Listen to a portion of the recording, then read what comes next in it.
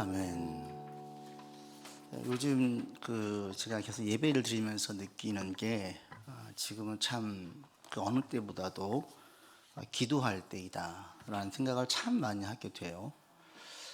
지금이 IMF 때만큼 힘들다고 합니다. 어떤 분들은 그때보다 더 힘들다고 얘기하고, 또 한국 사람들의 실태를 좀 들을 수 있는 시간이 있었는데 들어보니 정말 너무너무 힘든 거예요. 근데 IMF 때는 믿음의 사람들이 정말 간절히 기도했거든요. 기도로 이겨냈거든요. 하나님을 의지하면서 믿음의 사람들이. 근데 지금은 믿음의 사람들이 기도의 자리에 가지 않아요. 기도하지 않아요.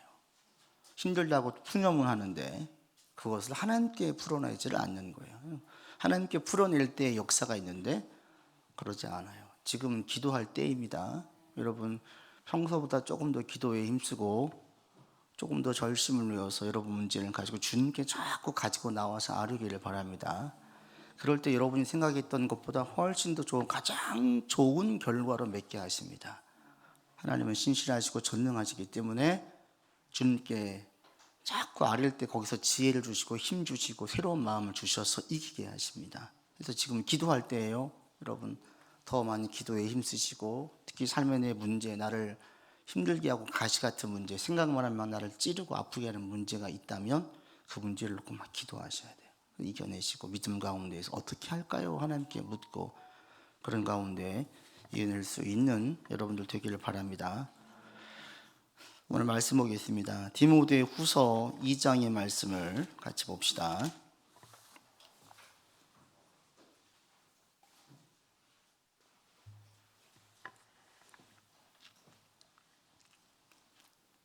디모데 후서 2장 5절로 7절까지 같이 봉독하겠습니다. 경기하는 자가 법대로 경기하지 아니하면 승리자의 관을 얻지 못할 것이며, 수고하는 농부가 곡식을 먼저 받는 것이 마땅하니라. 내가 말하는 것을 생각해 보라. 주께서 범사에 내게 총명을 주시리라. 아멘. 지난주, 사실 올해부터 계속 제가 지금 결실에 관련되어서 말씀을 드리고 있어요.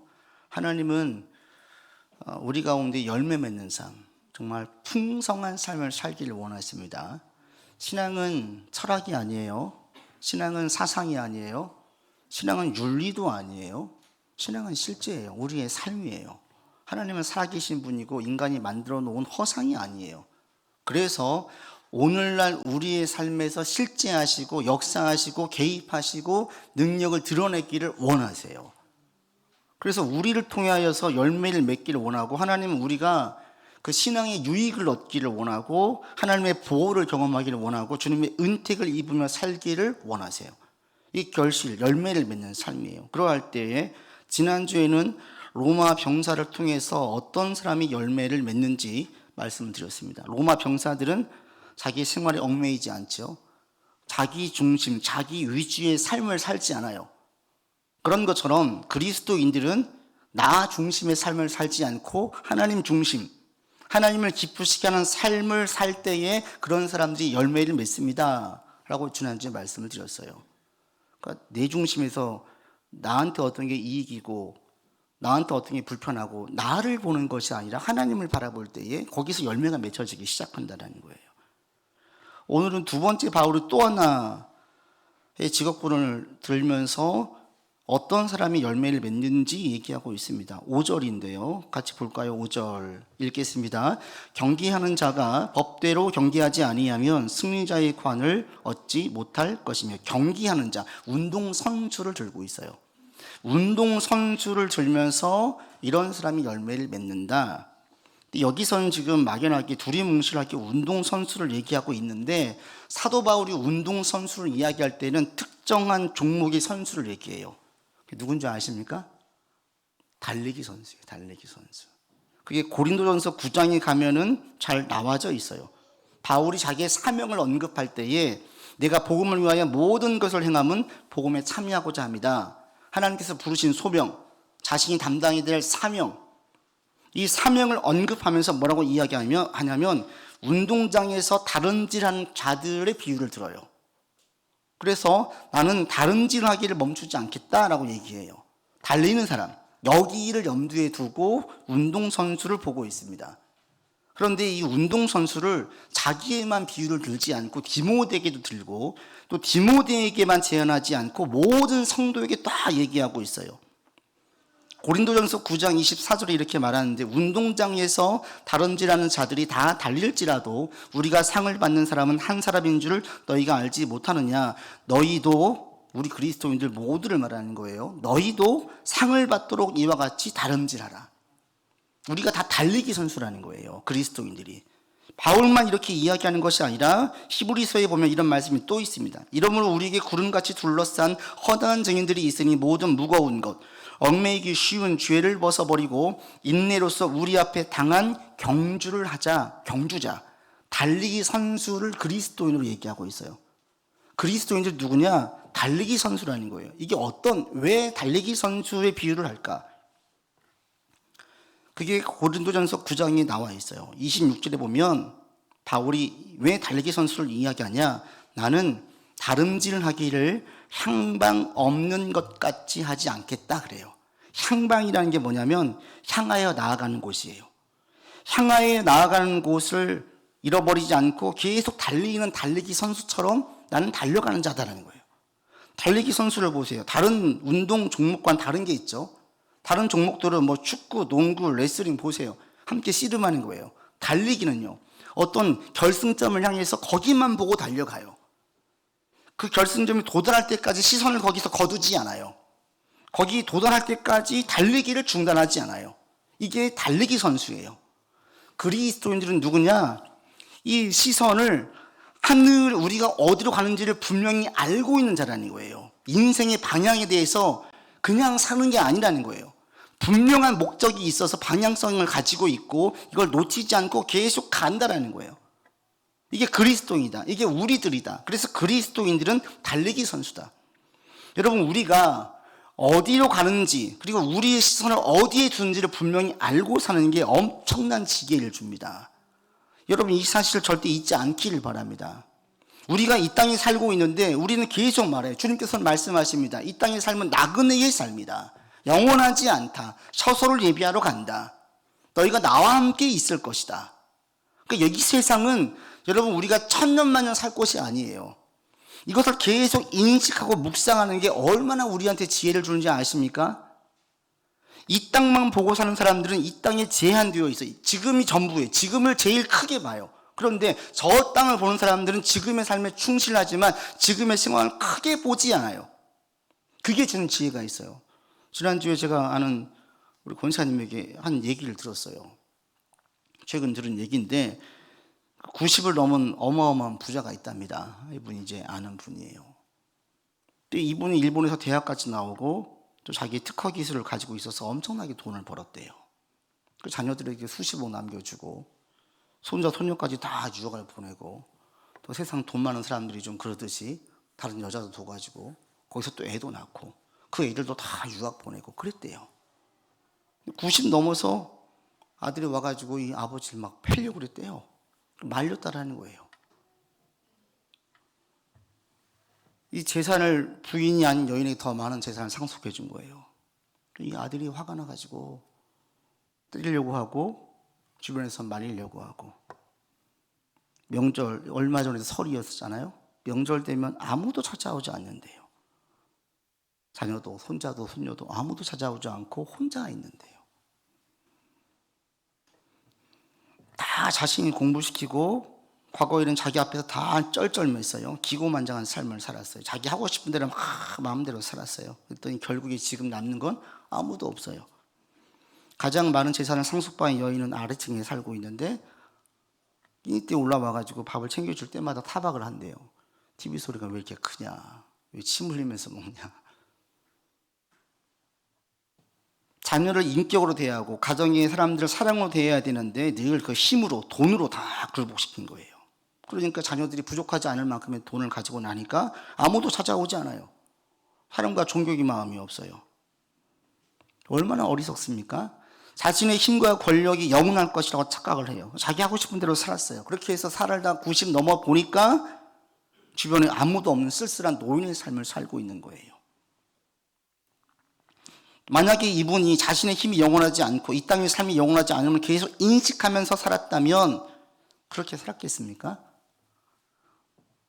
나도 언젠가는 힘이 빠지고 약해질 때가 오고 능력도 잃을 때가 온다는 사실을 인식을 하면 힘이 있을 때 그렇게 막 함부로 하면서 살았겠냐고요. 훨씬 더 겸손하고 사랑하고 존중하며 지혜의 삶을 살지 않았겠습니까? 근데 지금 힘이 영원할 것처럼 착각을 하니까 큰 소리 치고 자기 하고 싶은 대로 다 해서 산 거예요. 여러분 지금도 마찬가지입니다. 자신의 힘을 믿고 어디서나 큰 소리 치는 사람들, 자기 하고 싶은 대로 다 하는 사람들, 결국 후회의 눈물을 흘릴 때가 와요.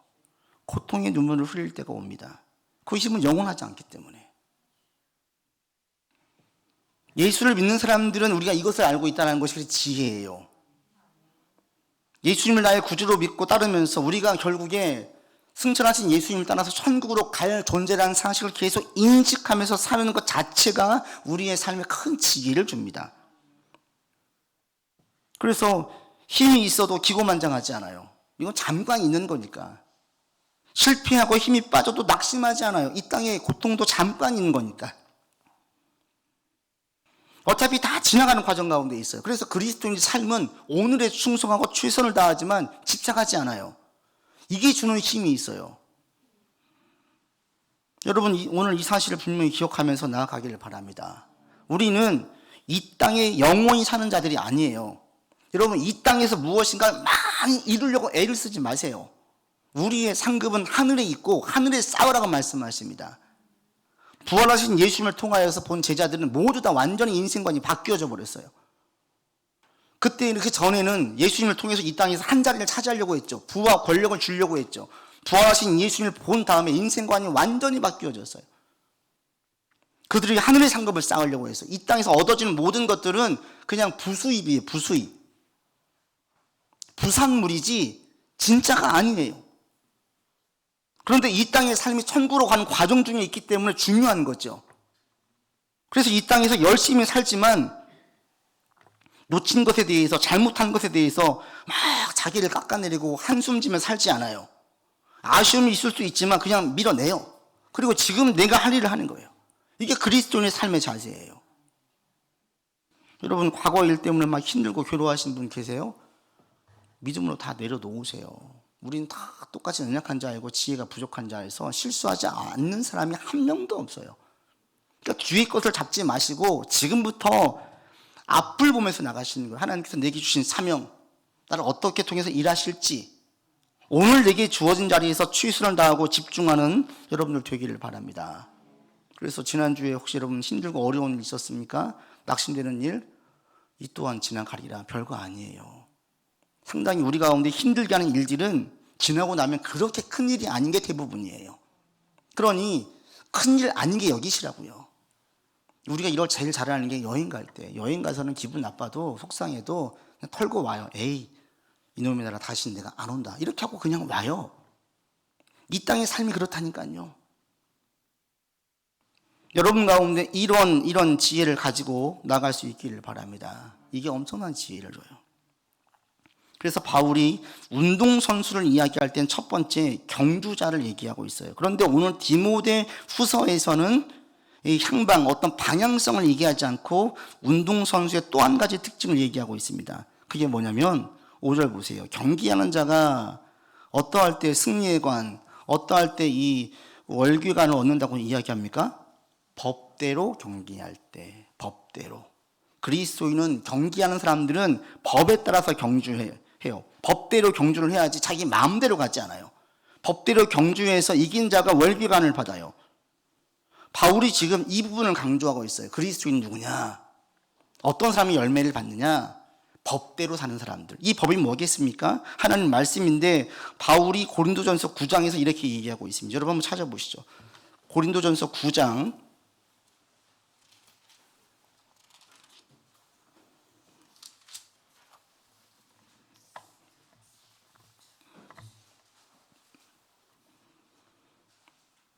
향방 없는 것, 이 방향성을 잃지 않은 것과 함께 또 한 가지 내용이 본문에 담겨져 있어요. 23절로 27절까지를 한번 쭉 읽어볼까요? 같이 읽겠습니다.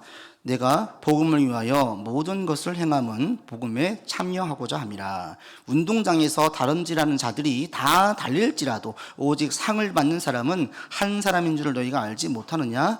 너희도 상을 받도록 이와 같이 다름질하라. 이기기를 다투는 자마다 모든 일에 절제하나니 그들은 썩을 승리자의 관을 얻고자 하되 우리는 썩지 아니할 것을 얻고자 함이라. 그러므로 나는 다름질하기를 향방 없는 것 같이 하지 아니하고 싸우기를 허공을 치는 것 같이 아니하며 내가 내 몸을 쳐 복종하게 함은 내가 남에게 전파한 후에 자신이 도리어 버림을 당할까 두려워함이로다.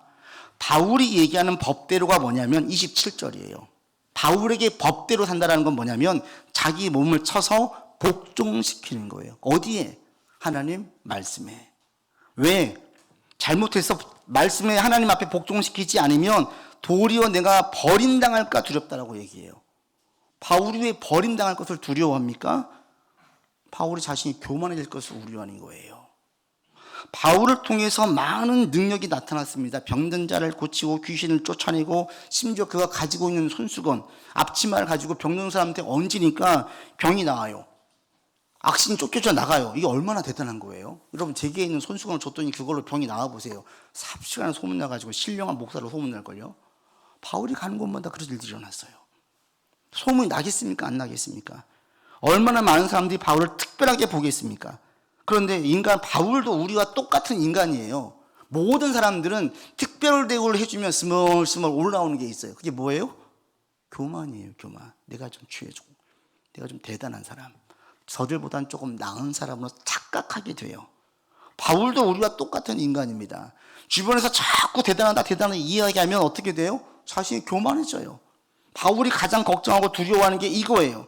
사람들은 나를 대단하다고 인정하겠지만 바울은 아니라는 거죠. 자기를 쳐서 복종을 시켰어요. 자기를 쳐서 복종시킨 삶을 계속 살았고요. 하나님 부르심 받을 때까지 살았어요. 이거 어떻게 알 수 있냐면 디모데전서에 가면 알 수 있어요. 디모데전서 후서가 바울이 마지막 쓴 서신이에요. 사역 말년에. 그때 바울이 디모데에게 뭐라고 이야기하냐면 신앙 고백하면서 이렇게 얘기합니다. mit보다 모든 사람이 받을 만한 이 말이여. 그리스도 예수께서 죄인을 구원하시려고 세상에 임하셨다 하였도다. 이 죄인을 구원하려고 오셨어요. 예수님께서. 그런데 죄인 중에 내가 괴수다. 악질 중에 최고 악질이, 최고 죄인이 나다. 이게 언제? 바울 말년에 누구한테? 영적인 아들, 자기를 존경하고 따르고 있는 아들 디모데에게 얘기하는 거예요. 얼마든지 자기가 이루어놓은 성과를 가지고 미화시킬 수 있고 과시할 수 있어요. 디모데야, 내가 이렇게 살아왔으니까 이 길을 따라와 얘기할 수 있어요. 그런데 빼놓지 않는 게 나는 진짜 큰 죄를 저지른 죄인이었어. 내 아를 통해서 나타난 능력들은 내가 특별해서가 아니라 예수님께서 십자가에 죽으시고 그 보혈의 공로로 나를 쓰셔서 내게 능력을 주셔서 내가 여기까지 온 거야. 나를 버리지 않는 하나님의 사랑으로 나를 품어주셔서 사명 주셨기 때문에 내가 감당한 거야. 이것을 놓지 않은 거예요. 그러니까 마지막 때에 바울이 자기를 존경한 사람에게 이 얘기를 해요. 이게 바울이 자기를 쳐서 복종시키는 고백이에요. 난 너보다 더 악해. 그렇게 내가 존경받은 사람이 아니야. 바울이 실제 그랬습니다. 이건 미사일구가 아니에요. 겸양을 떠는 게 아니에요. 정말 바울은 믿음의 사람을 잡아 가두고 죽이는 일에 앞장섰어요. 여러분 중에 죽인 사람이 동참한 사람 있어요? 누굴 죽이는데 우리가 앞장서가 누굴 죽인 분 있어요? 없어요. 거의 없어요. 거의가 뭐예요? 찾아볼까요? 없어요. 누구 죽이는데 동참한 경우도 드물죠. 바울은 결정권을 가지고 있었어요.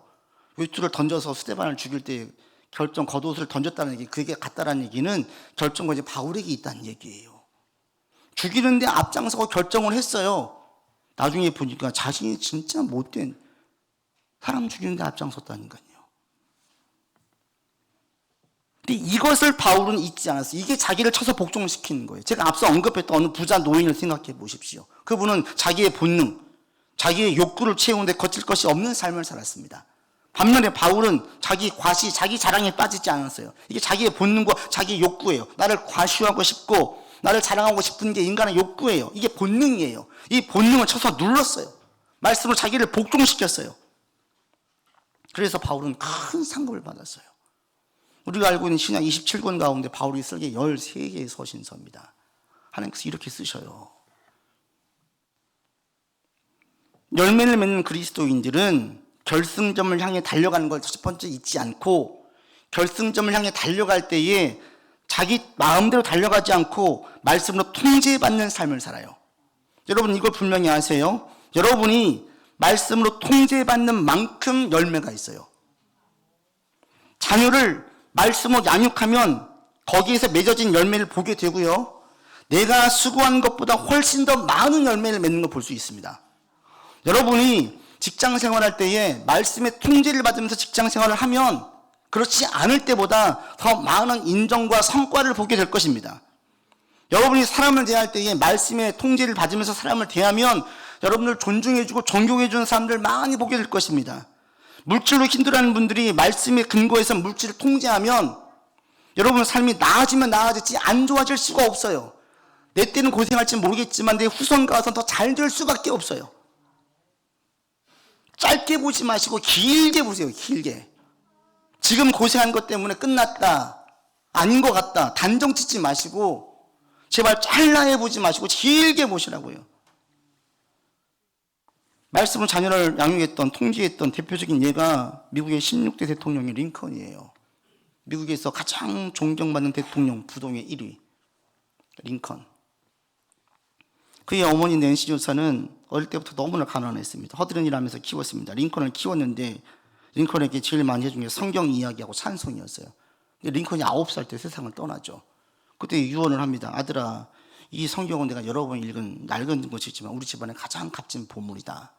난 너한테 100에이커, 한 12만 평 이상의 땅이에요. 100에이커의 땅을 물려주는 것보다 이 한 권의 성경책을 물려주는 것을 진심으로 기쁘게 생각한다. 성경 부지런히 읽고 말씀대로 사는 사람이 되어다오. 이게 유언이었어요. 그리고 1년 후에 아버지가 재혼을 해요. 자녀를 3명 둔 여인. 그 여인도 혼자 된 거죠. 근데 이 여인도 신앙인이에요. 신앙이 좋은 분이었어요. 그리고 링컨에게 줄곧 성경 이야기를 많이 해줬어요. 링컨이 대통령 된 다음에 취임식을 할 때 자기가 봤던 그 낡은 성경책에 손을 얹고 선서해요. 이 낡은 성경책은 바로 어머니께서 저에게 물려주신 성경입니다. 저는 이 성경책으로 말미암아 대통령이 되어서 여기 이 자리에 서게 되었습니다. 저는 성경대로 이 나라를 통치할 것을 약속드립니다. 지금도 링컨 기념 박물관에 가면 이 성경책이 있어요. 자기 새어머니였던 묘지에서 이런 말을 했습니다. 이분은 지혜와 사랑이 많은 분이었습니다. 성경 이야기를 많이 들려주셨습니다. 특별히 독서 습관을 길러주셨습니다. 성경이 링컨으로 대통령 되게 만들었고 본인이 이걸 인식하고 있어요. 그래서 지금 미국에서 가장 존경받는 대통령, 신앙적으로 본이 되는 대통령으로 링컨을 얘기해요. 많은 사례를 들고 있지만 다 흠이 있음에도 불구하고 링컨만큼 다 존경을 해요. 왜요? 성경을 사랑하고 성경을 가까이 있어. 자녀를 지켜주고 망하지 않는 길로 가게 만드는 게 뭐예요? 세상 지식입니까? 좋은 대학입니까? 아닙니다. 많은 물질입니까? 아닙니다. 뭐예요? 하나님 말씀 속에서의 삶을 벗어나지 않게 삶을 살게 만드는 것. 이게 복이에요. 여러분 지난 1월 20일에 이 근처에서 큰 사고 난 거 아십니까? 보시면 아실 거예요. 이 대형 사고, 큰 대로변 사거리에서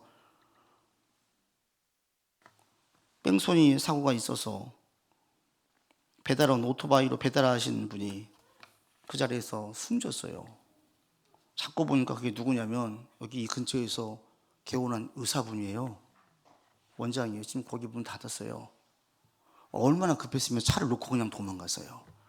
그 똑똑한 의사분이 얼마나 당황했겠어요. 직원들하고 회식하면서 술 한잔하고 음주운전한 거예요. 12시 넘어가지고 가까운 김포에 살아요.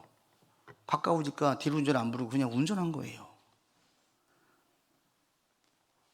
저는 그걸 묵상할 때마다 정말 많이 안타까웠죠. 의사분 나이가 42살, 돌아가신 분 36살. 얼마나 창창할 때예요. 그 양쪽 집안 다 완전히 감당하기 어려운 지금 고난 가운데 있지 않습니까? 가장 큰 건 피해자이지만 가해자인 이 의사는요. 피해자인 이분은요. 그 12시 넘어서 신호 지키려고 거기 서 있다가 그냥 사고 당한 거예요. 제가 드는 생각이 그 직원분 중에 만약에 한 분이라도 선생님 안 됩니다 말렸더라면, 그런데 그러기에는 개원한 시기가 얼마 안 돼가지고 관계가 깊지 않아요. 말할 수도 없어요. 그분의 지식이, 그분의 능력이 그 삶을 지켜줍니까? 음주운전은 다 위험하다고 이야기하고 종종 터지는데도 계속 나오잖아요. 이게 얼마나 위험한 생활권 가운데 사는 거예요. 이게 얼마나 낭떠러지의 삶을 사는 거예요. 이거 돌이키기 너무나 힘들잖아요. 말씀 속에 있는 것은 이 위험한 생활권 가운데 가지 않게 만드는 거예요. 여러분, 이게 복 아닙니까? 우리 집안에 큰일 없이 사는 게 큰 복인 거 아세요? 그걸 볼 때마다 가끔 생각이 지금도 나는데, 이제 감정이입이 너무 깊이 되더라고요. 저도 모르게. 너무 속이 상하고 안타까운 거예요. 피해자도 가해자도 그 술만 마시지 않고, 아니 운전대만 안 잡았어도 위험한 생활권에서 살고 있으면서 정말 낭떠러지서 왔다 갔다 외줄 타는 인생들이 있어요. 얼마나 불안해요. 한순간 떨어지면 치명상이에요. 그런데 말씀 안에 있으면 이런 치명상의 삶을 살지 않게 지켜준다고요. 그게 벗어나지 않아요. 이 자체가 복이에요. 여러분, 직장생활도 마찬가지입니다. 말씀대로 해보십시오. 직장생활도 보면 파트타임처럼 일하는 분이 있고, 직원처럼 일하는 분이 있고, 오너처럼 일하는 분이 있어요. 그 일을 시키면 대충 그만둘 것처럼 일하는 분이 있고요. 딱 시키는 일만 직원처럼 하는 분이 있고요. 오너처럼 시키면 어떤 의중으로 왜 이걸 시켰는지 의도를 파악해가지고 더 나가시는 분이 있어요. 여러분이 사장이라면 어떤 사람을 쓰겠어요?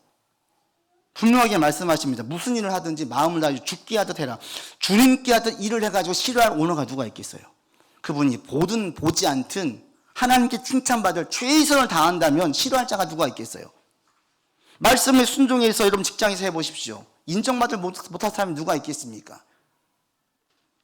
사람을 대할 때도 마찬가지예요. 주님께서는 모든 사람이 하나님의 형상이라고 그랬어요. 모든 사람을 대할 때 존귀하게 대해보세요. 상대를 나보다 높게 여겨보세요. 싫어할 사람이 누가 있어요? 내 주변에 다 좋은 사람만 있을걸요? 자꾸 사람들이 와가지고 얘기하자고 할 거예요. 그 사람과 얘기하고 나면 자기가 대단한 사람처럼 보여요. 자존감이 올라가요. 힘이 생겨져요. 희망을 얻어요. 누가 싫어하겠어요? 물질도 마찬가지입니다. 우리 가운데 물질로 지금 힘들어하시는 분들이 많아요. 한번 점검해 봐야 됩니다. 혹시 과시나 충동적 욕구를 채우는 데 물질을 쓰지 않았는지. 그리고 여러분, 물질을 하나님께서 원하시는 방법대로 세우세요. 하나님께서 원하시는 방법이 무엇입니까? 첫 번째로 가정을 바르게 세우는 거예요. 가정. 교회가 첫 번째 두지 마시고 가정이에요. 여러분, 가정.